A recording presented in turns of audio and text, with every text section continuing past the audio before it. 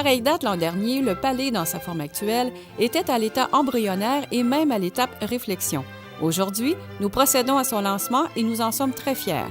L'accouchement n'a pas été sans douleur, mais ô combien délivrant.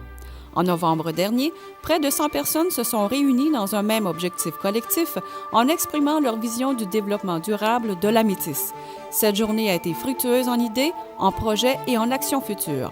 Lors de cette rencontre, il était facile de saisir l'atmosphère fébrile qui y régnait, de l'inquiétude à la certitude, de la négation à l'affirmation, de l'obstacle au défi.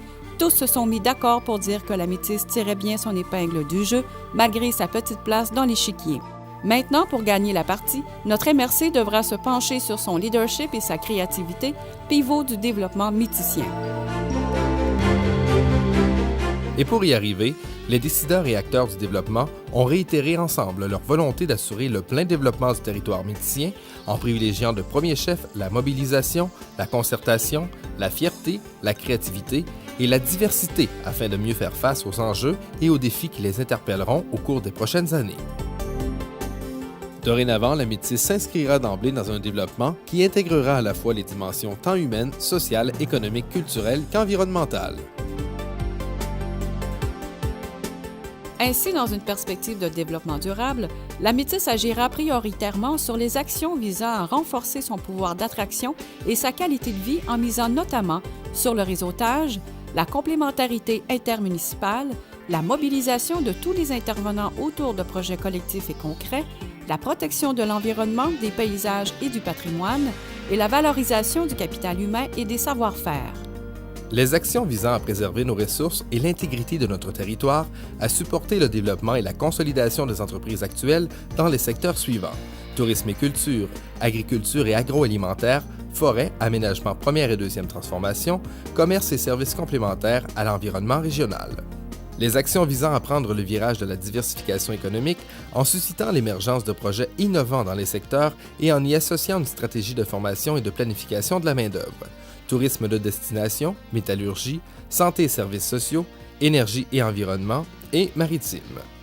Les actions visant à renforcer le sentiment d'appartenance, la concertation et les actions visant à véhiculer une image forte et positive de notre milieu de vie en s'appuyant d'abord sur les élus et les entrepreneurs à titre de leaders, en stimulant l'engagement vers un discours positif, en favorisant la culture de partenariat, de mobilisation et de concertation, en assurant la promotion du territoire et la connaissance de celui-ci, en mettant en œuvre des activités et des services à caractère communautaire et culturel et en valorisant l'intégrité des jeunes. Cet engagement comme décideur et acteur du développement pour faire face aux nouveaux enjeux repose sur des bases collectives, démocratiques, solidaires et positives, où l'implication de tous est le cœur de sa mise en œuvre. Un développement qui prévient et prépare l'avenir des générations futures pour le territoire métissien. En résumé, le palais, c'est une vision, 3 grandes orientations de développement, 10 axes d'intervention et 34 pistes d'action.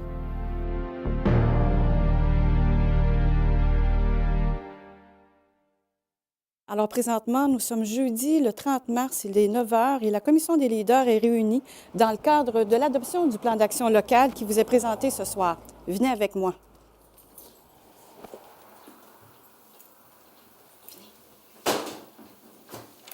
C'était dans ce sens-là. Donc, il faut ressusciter une culture de mobilisation et de partenariat.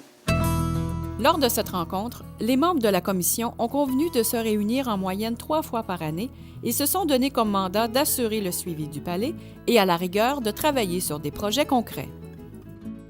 Par la suite, le conseil d'administration du CLD de la Métis a aussi approuvé le document le 11 avril dernier, mettant ainsi un point final à la version du palais. Donc, pour les années à venir, nos défis seront de, premièrement, le renforcement du pouvoir d'attraction de la MRC de la Métis par le développement de la qualité de vie afin de stimuler l'occupation dynamique du territoire. Deuxièmement, la consolidation de la base économique et l'accentuation de la diversification économique par la mise en œuvre de stratégies intégrées. Et en troisième lieu, le renforcement de la cohésion métisienne. Les citoyens, les entreprises, la MRC et les municipalités, ainsi que les institutions et organismes du milieu, constituent une force sociale, économique et politique qui, si elle est concertée et basée sur le partenariat, confère au milieu un pouvoir d'influencer le développement de la collectivité métisienne. Sa mise en œuvre nous appartient.